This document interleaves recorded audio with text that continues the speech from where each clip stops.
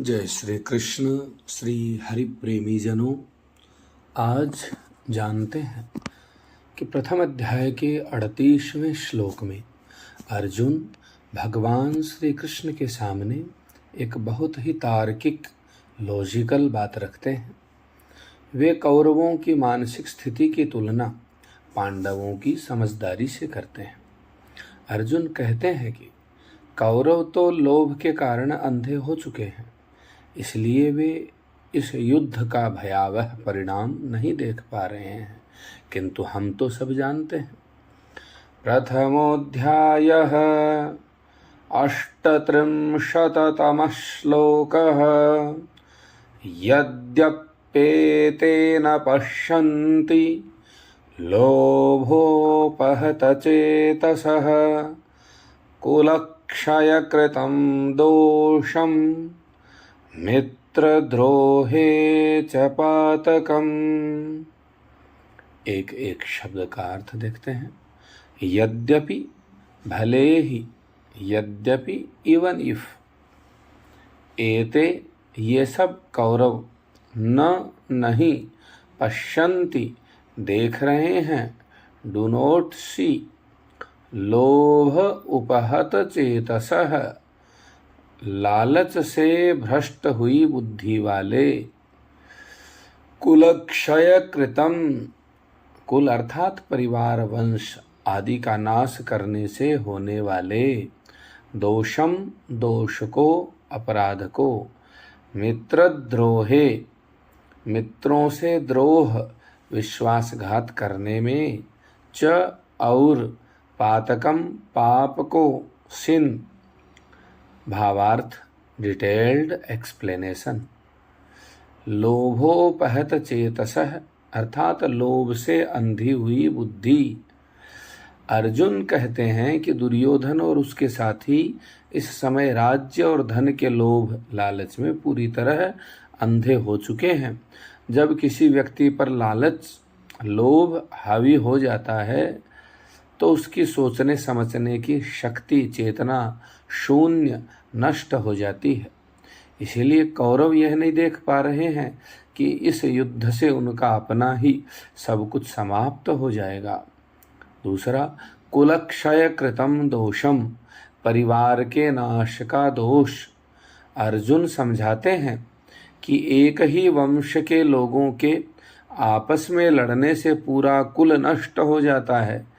इस विनाश से जो भयंकर दोष और समाज को हानि पहुंचती है, कौरव अपनी बुद्धि खोने के कारण उसे देख नहीं पा रहे हैं।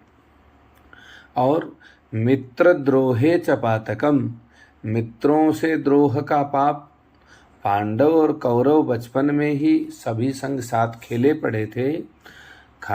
उनके कई मित्र और शुभचिंतक भी दोनों तरफ से ही साझा थे। आज युद्ध में भी अर्जुन कहते हैं कि अपने ही भाइयों और बाल्यकाल के साथियों के साथ ऐसा द्रोह, विश्वासघात करना कितना बड़ा महापाप है, इस बात का अनुमान, अंदाजा इन लालची कौरवों को बिल्कुल भी नहीं है। बच्चों के लिए सारांश, समरी फॉर किड्स। प्यारे बच्चों, इसे ऐसे समझें कि कभी कभी कोई बच्चा किसी सुंदर खिलौने, चॉकलेट अथवा अन्य किसी विशेष वस्तु, मोबाइल गेम आदि के लालच में इतना खो जाता है कि वह भूल जाता है कि इसे बलात्, हठात अथवा ज़बरदस्ती छीनने से उसका वह मित्र दोस्त रोने लगेगा, अथवा उसके मम्मी पापा उसे डांटेंगे, अथवा वो मित्रता ही शत्रुता में बदल जाएगी। किंतु लालच में उसे आगे का नुकसान दिखाई नहीं देता। अर्जुन भी भगवान श्री कृष्ण से यही कहना चाह रहे हैं, हे कृष्ण, ये कौरव तो राजपाट और पैसों के लालच में अंधे हो चुके हैं। इन्हें समझ में नहीं आ रहा है कि अपने ही परिवार को समाप्त करने और मित्रों को धोखा देने से कितना बड़ा पाप लगता है। ये तो नासमझ बन चुके हैं। आज की सीख, प्रैक्टिकल इंसाइट।